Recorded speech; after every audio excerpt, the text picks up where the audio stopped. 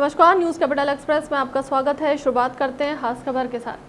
आरक्षण के मामले को लेकर इस्पाक संगठन ने एक दिवसीय अधिवेशन सम्मेलन किया है। कर्मचारी संगठन के प्रांतीय अध्यक्ष केदार सिंह ने कहा कि सरकार ने कभी भी आरक्षण के मुद्दों पर कोई फैसला नहीं किया है।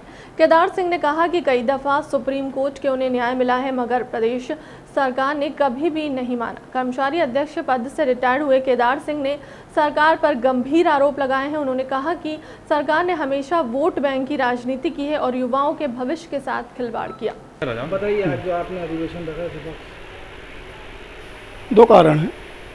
एक तो पहला कारण ये है कि एज ए प्रांतीय अध्यक्ष के तौर पर मैं आज सेवानिवृत्त हुआ हूँ, और मैं ही नहीं, अधिकांश जो लोग माननीय उच्च न्यायालय में जीते थे, जिन्होंने कोर्ट में केस लगाया था, वह सभी आज रिटायर हो चुके हैं पदोन्नति में आरक्षण के मुद्दे पर जो लड़ रहे थे।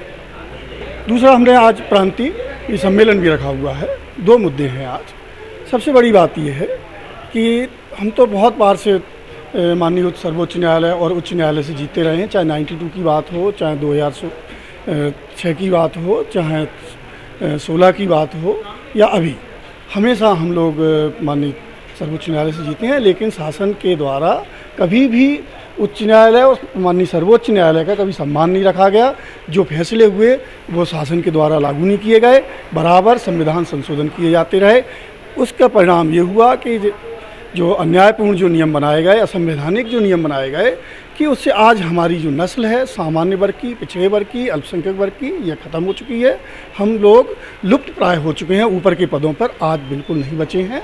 और सरकार ने जो नियम पहले बनाए थे, वह नियम माननीय उच्च न्यायालय पहले ही कह चुका है कि वो नियम गलत थे, और आज सरकार को आज 6 साल 6.5 साल के बाद एहसास हो रहा है कि वो नियम गलत थे, तो सरकार फिर से नियम बना रही है।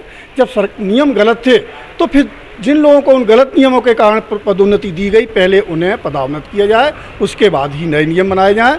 और माननीय सर्वोच्च न्यायालय ने जो निर्देश दिए, चाहे उसमें क्रीमी लेयर की जो अवधारणा है वो जोड़ने का हो, या एफिशिएंसी की बात हो, या हम लोगों के विरुद्ध जो रिवर्स डिस्क्रिमिनेशन हो रहा है, उसको रोकने के लिए यदि उसमें कोई प्रावधान नहीं किया जाएगा, तो सपाक्स पहले भी बराबर लड़ती रही है और आगे भी लड़ती रहेगी।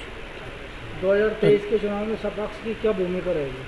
हम कर्मचारी संगठन हैं, हम कोई राजनीतिक दल नहीं है, और संवैधानिक रूप से जो भी विरोध किया जा सकता है, वह विरोध हम पहले भी करते रहे हैं और आगे भी करते रहेंगे। आपका नाम और डेजिग्नेशन? डॉक्टर केदार सिंह तोमर, प्रांतीय अध्यक्ष सपाक्स।